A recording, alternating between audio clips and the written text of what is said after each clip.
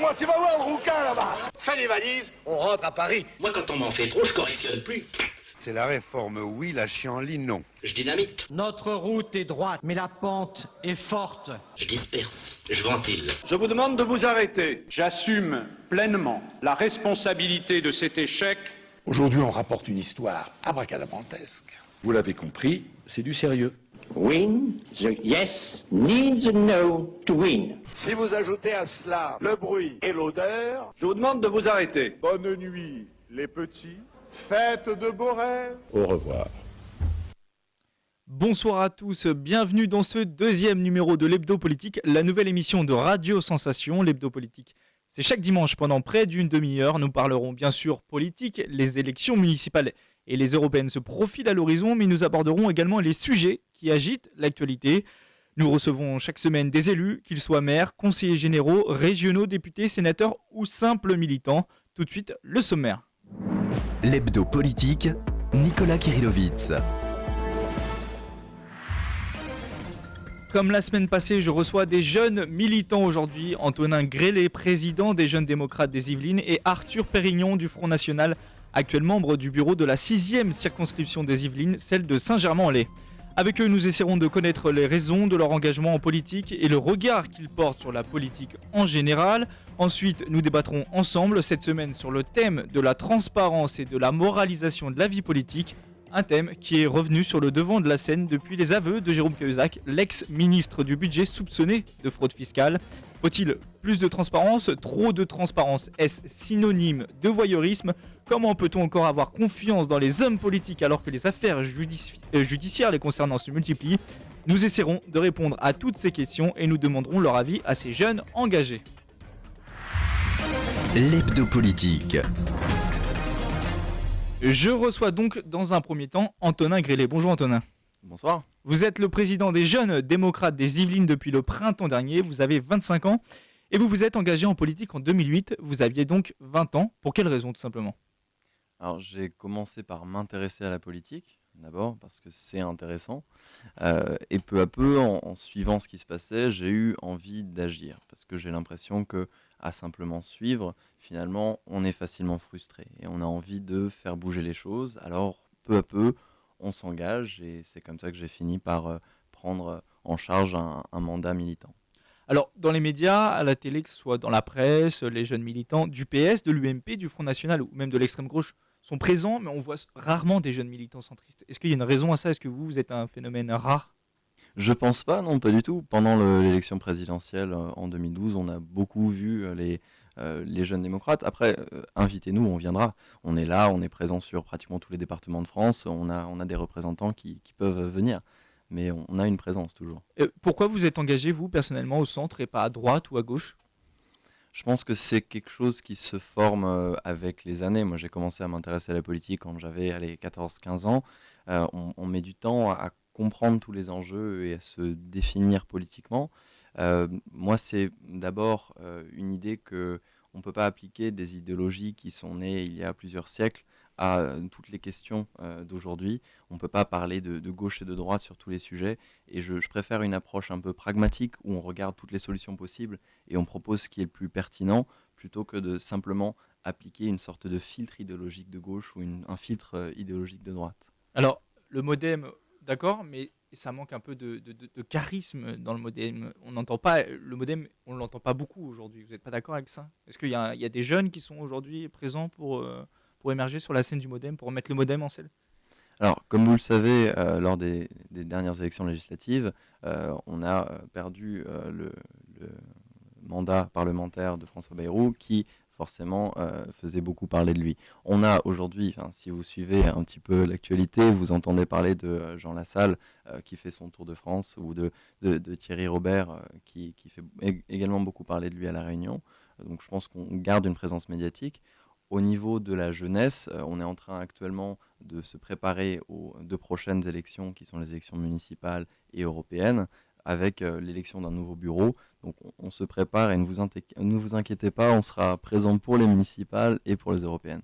Est-ce que pour les municipales et les européennes, l'UDI, le MoDem justement, a-t-il intérêt à s'allier avec l'UDI? L'UDI qui a quand même 31 députés à l'Assemblée nationale contre 2 pour le MoDem. Est-ce que c'est dans l'intérêt du MoDem de s'allier avec l'UDI? Alors, on ne parle pas des législatives, donc le nombre de parlementaires n'est pas très important. Vous savez que l'UDI a plus de parlementaires parce qu'il s'est allié à la droite lors des élections législatives, qui n'a pas été le cas du MoDem. Le fonctionnement des élections législatives fait que, par définition, si on n'est pas allié à un grand parti directement, on a moins d'élus, c'était un choix. Mais au niveau des élections municipales, pour vous répondre, on n'a pas forcément intérêt à s'allier à l'UDI parce que dans certains endroits, notamment dans les Yvelines, l'UDI s'allie systématiquement à l'UMP à partir du moment où il y a un maire UMP sortant. Nous, ce n'est pas forcément notre positionnement idéologique, ça dépend. Pourtant, François Bayrou et Jean-Louis Borloo, ces dernières semaines, ont multiplié les phrases en disant qu'un rapprochement était possible. Tout à fait, et j'en suis parfaitement ravi. En fait, les élections municipales arrivant, la plupart des listes sont établies, on sait à peu près qui sera présent et tout a été préparé. Donc on sait comment vont se passer les municipales, et je pense que les municipales, ce sera la dernière élection où il n'y aura pas de discussion forte entre l'UDI et le MoDem. Après, forcément, l'élection qui arrive juste après, c'est l'élection européenne. Et aux élections européennes, le MoDem et l'UDI ont des sensibilités très proches. On est pro-européen, on a des envies qui sont assez similaires sur l'avancement européen. Il serait assez illogique qu'on n'y aille pas ensemble.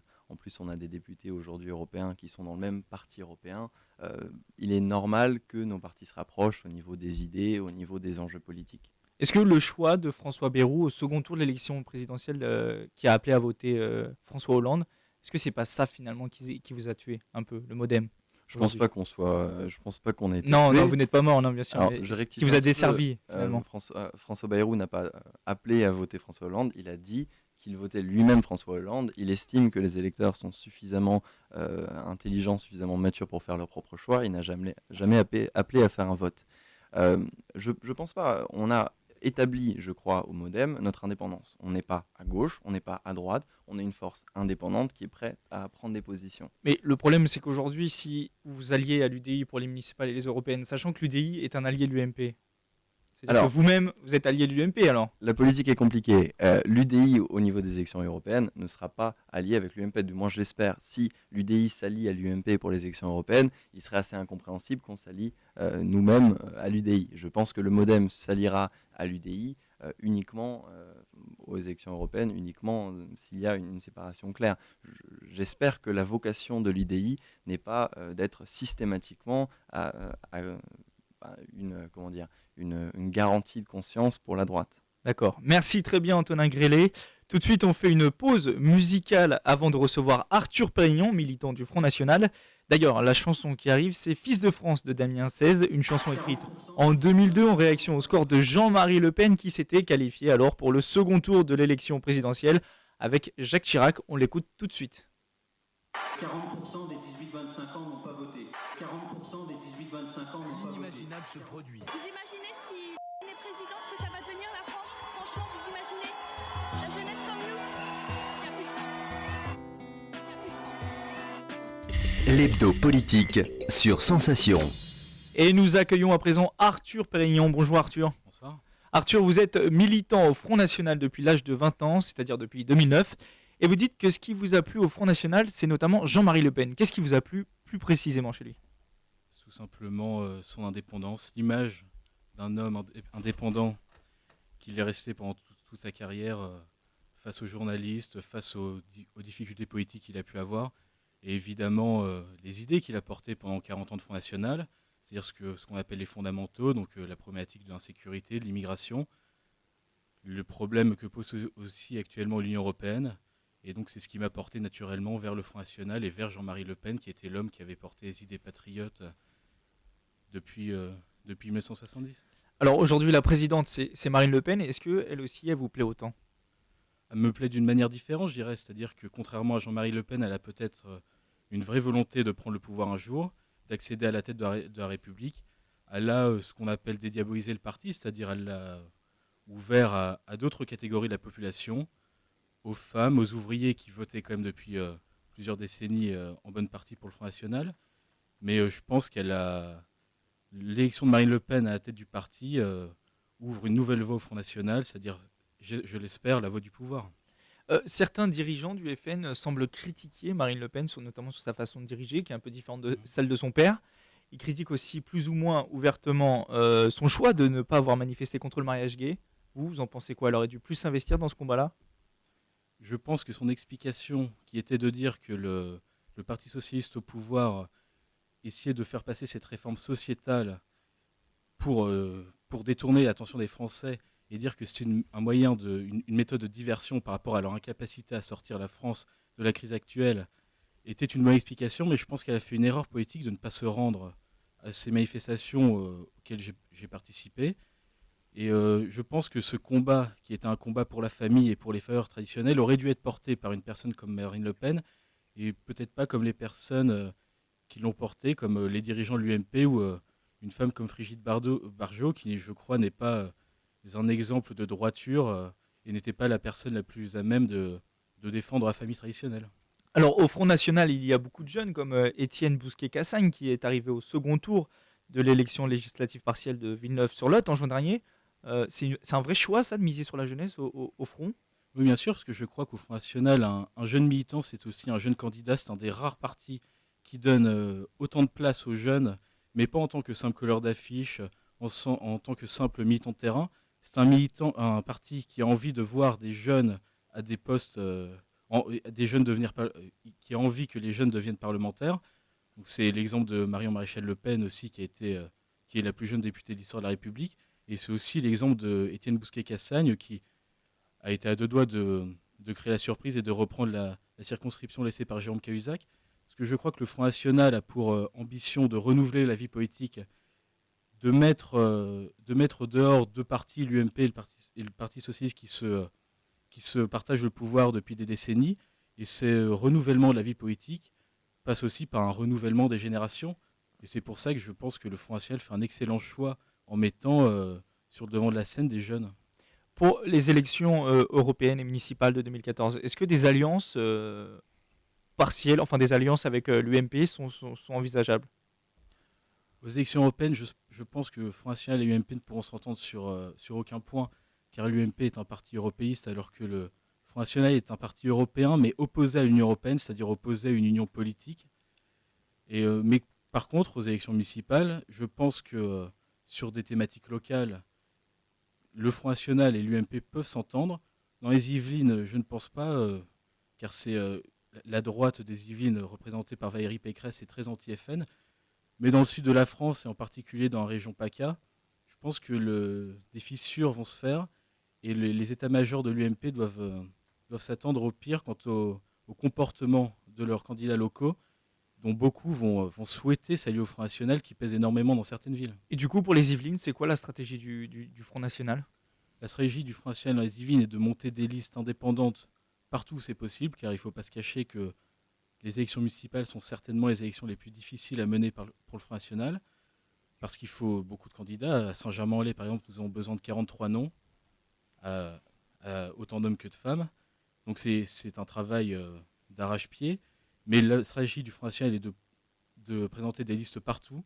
Et pour l'instant, il n'y a aucune discussion pour des alliances avec l'UMP, à part peut-être dans des petits villages yvelinois où les listes sont apolitiques et où on pourra trouver des membres du Front National et des membres d'autres partis au sein de la même liste. Donc le FN laisse entrevoir la possibilité de s'allier avec l'UMP, mais du coup, l'argument de Marine Le Pen depuis l'année dernière que UMPS, tous les mêmes, ça n'a plus de sens, puisque même vous alliez avec l'UMP. Non, mais si alliance il y a, c'est au niveau local.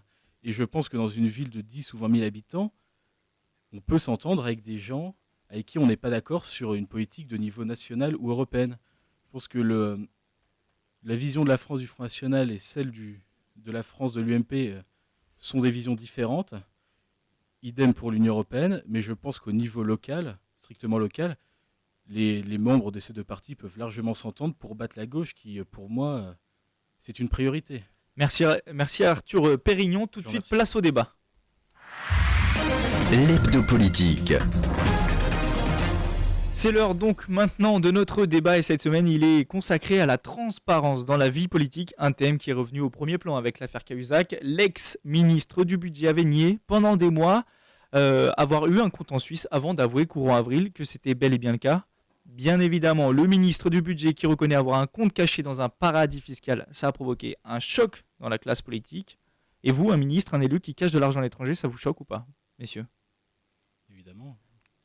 Forcément. Surtout là, c'est la manière d'acquérir cet argent qui est... Mais est-ce que ça vous étonne? Ça vous choque? Bon, à la limite, on est tous d'accord là-dessus, mais est-ce que ça vous étonne finalement? De la part d'un dirigeant socialiste, ça ne m'étonne pas. Je crois qu'ils se sont fait une spécialité dans les affaires de corruption, de détournement de fonds. Je crois qu'ils pourraient même ils auraient pu créer un groupe parlementaire avec le nombre de dirigeants socialistes qui ont été condamnés pour ça. Et je pense que l'affaire Cahuzac n'a eu cette ampleur que parce qu'il était le ministre du budget. Et forcément, ça pose un problème. Ça pose un problème pour le gouvernement.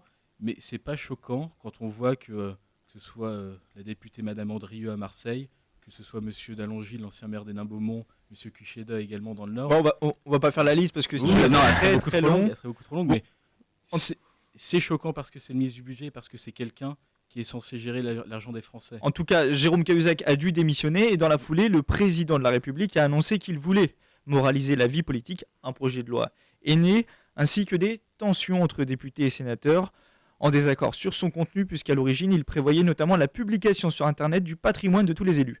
Les ministres, dans un premier temps, ont joué les bons élèves puisqu'ils ont rendu public leur patrimoine. Par exemple, Christine Taubira, on a appris qu'elle avait 3 vélos, un vélo Décathlon, un vélo Peugeot et un vélo Gitane. On a aussi Cécile Duflot qui a une Twingo 4L. Franchement, ce genre de déballage, c'est intéressant, c'est utile selon vous? C'est ni intéressant ni utile. Le patrimoine d'un élu à un instant T n'a aucune espèce de pertinence. Ce qui est important, c'est de savoir si l'élu s'est enrichi durant son mandat. Et donc ce qui est important, c'est pas que tout le monde sache le nombre de vélos possédés par tel ou tel élu. Ce qui est important, c'est qu'il y ait des contrôles et qu'il y ait des vérifications.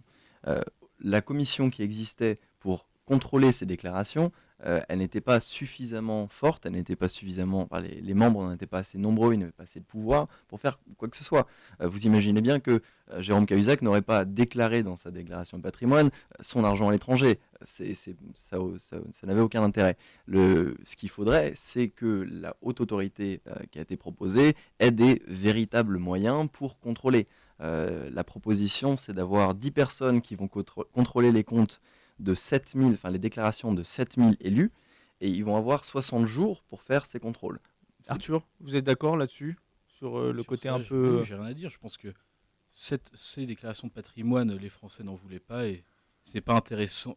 Moi, ça ne m'intéresse pas, et je pense pas que ça intéresse les Français aujourd'hui de savoir quel est le patrimoine de tel ministre. Vous auriez pu citer aussi le combi Volkswagen du Premier ministre Jean-Marc Ayrault. Le patrimoine des élus n'est pas la question. Parce que comme disait mon camarade du Modem, le vrai problème c'est est-ce qu'il y a eu enrichissement d'un élu durant son mandat et quels sont les pouvoirs donnés à la commission pour vérifier, pour enquêter sur nos parlementaires. Parce que honnêtement, si la transparence c'est la publication du patrimoine des ministres et des parlementaires, je pense que ça n'intéresse personne. D'ailleurs, ça ne réglera pas les problèmes actuels. D'ailleurs, on va savoir si ça intéresse finalement des gens, puisque Romain Favril est allé dans la rue et a demandé aux Yvelinois ce qu'ils en pensaient. Cacher son patrimoine, je pense que si l'on a rien à se reprocher, il n'y aurait pas de raison. Mais après, aussi, il faut respecter l'intimité. C'est pour ça que je suis un peu... je suis plus partagé sur cette question. Je suis pour la transparence, mais pas quand elle est forcée, malheureusement. Leurs revenus, non, je pense que non, mais leur patrimoine, je pense que c'est important de savoir ce qu'ils ont comme bien, parce qu'ils sont dans un milieu où c'est qu'il y a beaucoup de magouilles. Pas du tout, comme ça me dégoûte de savoir combien ils gagnent, alors donc... Je pense que oui, effectivement, la transparence est utile. Maintenant, un élu peut déclarer ce qu'il veut et masquer également une partie de son patrimoine. Donc oui, plus de transparence, mais ça n'empêchera pas qu'il y aura toujours, bien sûr, des petits filous qui passeront au travers.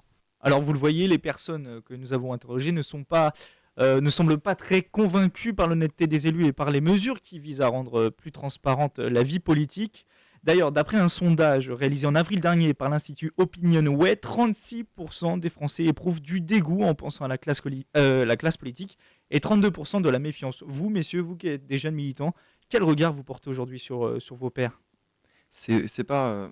Moi, j'entends beaucoup de suspicions, et la suspicion, c'est gratuite, c'est dangereux.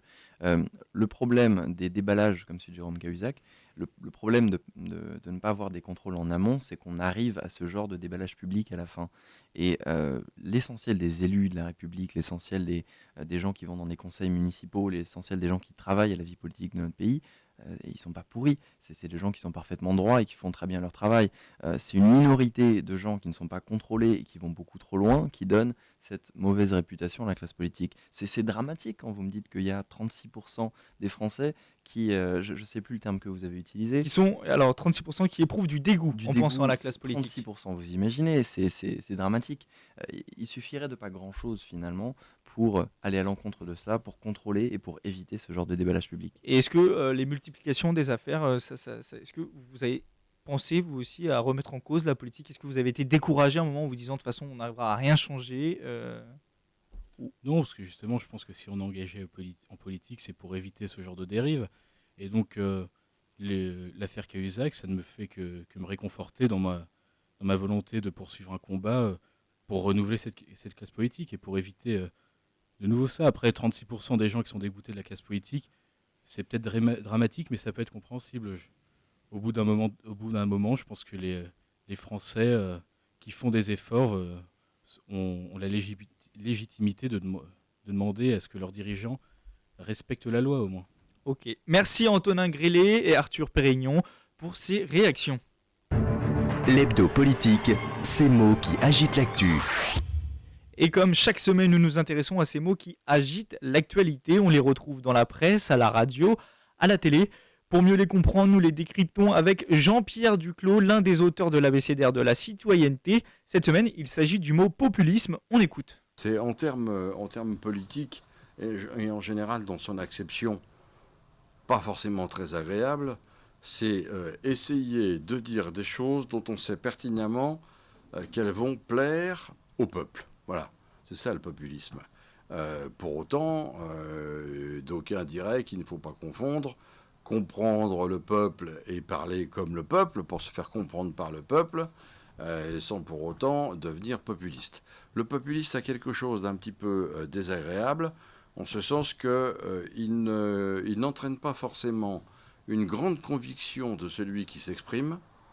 Il peut être l'utilisation de mots qui font plaisir. Voilà. Et ça, je veux dire, c'est quelque part, on l'a vu au travers des événements non pas récents, mais un peu plus anciens, et notamment au moment des événements de guerre, donc de 39-40, ou plus tard dans des événements d'une autre nature.